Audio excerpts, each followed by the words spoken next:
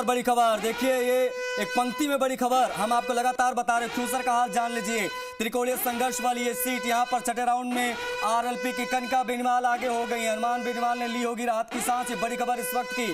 उनकी धर्मपत्नी कनका बेनीवाल आगे हुई हैं। फाइनली बढ़त उन्होंने बनाई है।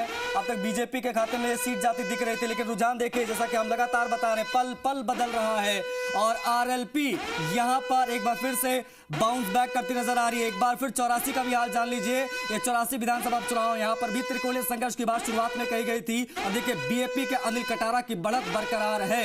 जिस प्रकार से जहां से राजकुमार राउत ने छोड़ा, वहीं से अनिल कटारा इसको आगे बढ़ाते हुए दिखाई दे रहे हैं। सातवें राउंड में 14,683 की ये आप कह सकते हैं एक बड़ी बढ़त। सातवें राउंड तक बीएपी के अनिल कटारा को मिले हैं 34,307 मत। निर्णायक बढ़त की ओर बढ़ते हुए अनिल कटारा, लेकिन भाजपा के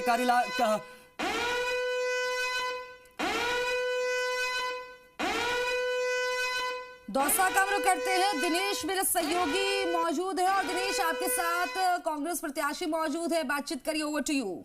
बनाई हुई है तो हमारे साथ है तो हम उनसे बात करना चाहेंगे कि हमारे बिल्कुल खुशबू, मेरे साथ कांग्रेस प्रत्याशी डीसी बैरवा है। काफी दिनों की जद्दोजहद रही, एक चुनाव की लंबी पारी रही, चुनाव प्रचार की कैंपेनिंग रही और अब कैंपेनिंग के बाद खुद डीसी बैरवा मेरे साथ है। मतगणना का दौर चल रहा है, 6 राउंड हो गए, आगे चल रहे हो 6 राउंड में 3800 के आसपास आपने लीड ली है। क्या अब ऑल ओवर उम्मीद है? ऑल ओवर चुनाव जीतेंगे हमें पता है। दौसा की जनता पे, दौसा की जनता ने हमारे को बहुत अच्छा समर्थन दिया था।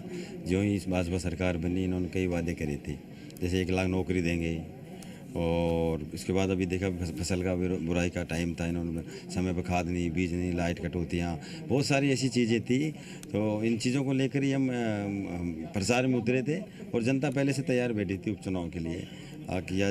लेकिन काफ़ी दिनों से यहाँ पे एक लोकल प्रत्याशी की डिमांड भी थी यहाँ पे, जो काफ़ी दिनों बाद यहाँ पे मेरे को कांग्रेस ने उम्मीदवार बनाया और जनता ने मेरे को समर्थन दिया और अच्छे मतदाता मत दिया। आपको पता भी अच्छे रुझान है हमारे 300 के करीब और हम ये बढ़त हमारी जारी रहेगी।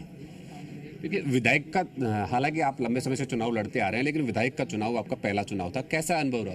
देखो ऐसा है, मेरी बता, जो ही पार्टी ने मेरे को शायद कहीं बड़े सोच विचार के साथ, बड़े सर्वे के हिसाब से मेरे को यहाँ पे टिकट दिया पार्टी ने।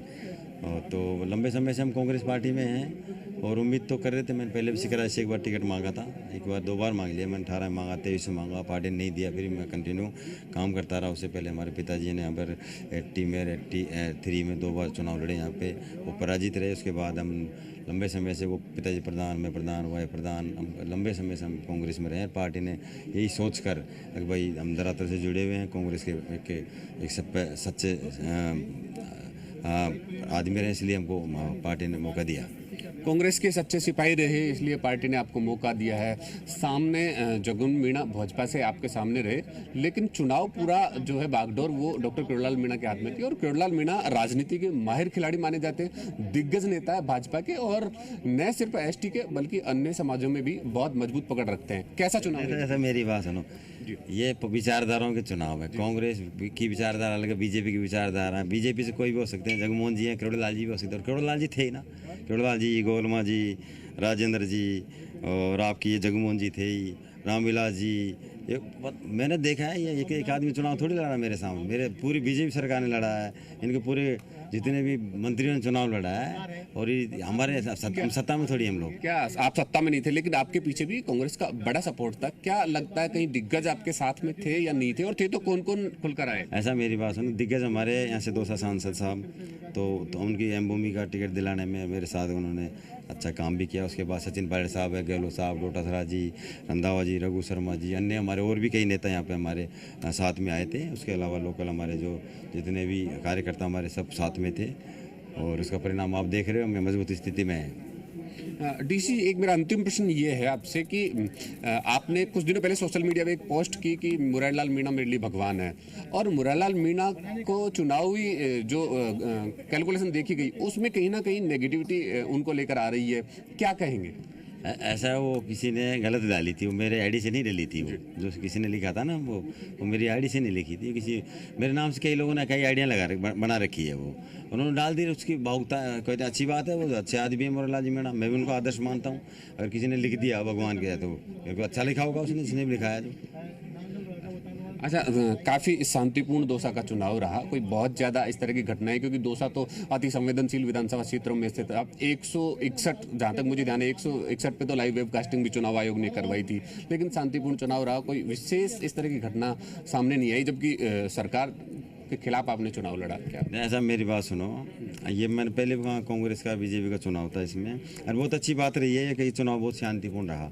हम तो इसके पक्ष में भी थे, हमने आपके चुनाव आयोग से भी कहा, हमने सबसे कहा कि भाई चुनाव के एक बार इसमें आप भाई सही बात, अच्छी बात है, अच्छा चुनाव हुआ, शानदार। मैं तो बात मानता हूं। ठीक है दिनेश, आपने बातचीत करी, कॉन्फिडेंस पूरा दिखाई दे रहा है, लेकिन ये तस्वीरें भी देख लीजिए और बीजेपी और कांग्रेस के प्रत्याशी एक साथ नजर आ रहे हैं, ये भी चुनाव के दौरान अनोखी तस्वीर देखने को मिली है। तो इस लोकतंत्र की खूबसूरत तस्वीर के बाद एक बड़ी खबर, सलुम्बर विधानसभा का हाल भी जानिए। यहाँ पर भी मुकाबला टफ शुरुआत में दिखाई दे रहा था। सलुम्बर विधानसभा उपचुनाव से जुड़ी अपडेट है। चौथे राउंड के बाद बीजेपी आगे हो गई है। यहाँ पर स्वर्गीय अमृता मीणा की धर्मपत्नी यहाँ से चुनाव लड़ रही है, वो बढ़त बनाए हुए हैं। जितेश कटारा 4846 वोटों के अंतर से पीछे। ये बड़ी जानकारी आपको हम दे दें, इस वक्त की बड़ी खबर सलुम्बर विधानसभा उपचुनाव से जुड़ी हुई निकलकर सामने आ रही है। सिंपैथी लहर की बात कही जा रही थी, लेकिन इसके बीच में चलते हैं दौसा, एक हॉट सीट जहां पर दोनों कैंडिडेट यहाँ इस वक्त मौजूद। हमारे सहयोगी बात कर रहे हैं, देखिए जगमोहन मीणा साहब क्या कह रहे हैं। हम चलती, एक जीतेगा दूसरा हारेगा, तो ये दायित्व बन जाता है आपको, कोई हारने वाले को भी उसको किसी ने तो वोट दिया है, तो विकास में उसको अग्रणी भूमिका निभानी चाहिए, चाहे वो कोई भी है। देखिए, बहुत बड़ी बात जगमोहन मीणा जो कि भाजपा प्रत्याशी इन्होंने कही है। दोनों प्रत्याशी मेरे साथ हैं, कांग्रेस और बीजेपी से। कांग्रेस से डीसी बैरवा, तो भाजपा से जगमोहन मीणा। एक बड़ा संदेश आम जनता को भी जगमोहन मीणा ने दिया है कि दोनों प्रत्याशी चाहे कहीं पे भी चुनाव हो, आते हैं और जनता में एक वैमनस्य पैदा करके चले जाते हैं। हम दोनों एक दूसरे के साथ हैं, जीत किसी की भी हो, क्षेत्र का विकास किया जाएगा, क्षेत्र की समस्याओं पर ध्यान दिया जाएगा, न कि कास्टिज्म पे या पार्टी पॉलिटिक्स पे ध्यान दिया जाएगा। बहुत बड़ा संदेश दौसा की जनता को जगमोहन मीणा ने दिया है। प्रधान जी क्या कहेंगे आप? जगमोहन जी ने एक बड़ा संदेश दिया है कि जीत किसी की भी हो, क्षेत्र का विकास होगा। जैसे मेरी बात सुनो, अगर ये तो चुनाव इसलिए लड़ रहे हैं भाई क्षेत्र का विकास हो, चाहे हम विपक्ष में हैं, अगर हम यहाँ तक पहुँचते हैं तो हम सरकार के साथ सामने से बैठाएंगे। हमारे दौसा की बहुत समस्याएं हैं, जैसे एक तो बहुत बड़ी पानी की समस्या, हमारी सरदा प्रोजेक्ट बिल्कुल एकदम ढीला पड़ा, उसको वो हमारी मेन वो रहेगी। क्या जगमोहन जी आपके सामने जीतते हैं? हालांकि आप लगातार बढ़त बढ़ा रहे हैं, क्या जगमोहन जी आपके सामने जीतते हैं, चुनाव हाथ मिलाएंगे, गले मिलेंगे, बधाई देंगे, शुभकामनाएं देंगे? ये तो स्वाभाविक बातें हैं, तो चुनाव तो हो गया, आज खेल खत्म, जो भी जीतेगा, जो हारेगा, जो हो जाए जनता ने। ठीक है दिनेश, एक चलिए लोकतंत्र की खूबसूरत तस्वीर आपने दिखाई।